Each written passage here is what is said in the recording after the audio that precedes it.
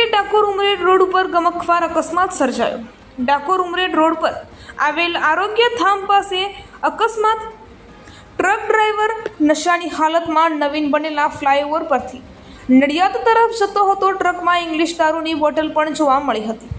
જ્યારે અશોકભાઈ પગી કોઈ કંપનીનો કર્મચારી બાઇક લઈ નડિયાદ તરફ જતા ટ્રક ડ્રાઈવર નશામાં ધૂત દ્વારા ટક્કર મારતા આખું બાઇક તેમજ બાઇક ચાલક ટ્રકની નીચે આવી જતા ગંભીર હાલતમાં ડાકોર વૈદ હોસ્પિટલમાં લઈ જવાયો હતો। હાલ બાઇક ચાલક જીવન અને મરણ વચ્ચે ઝોલા ખાઈ રહ્યો હોવાનું સૂત્રો દ્વારા જાણવા મળેલ છે।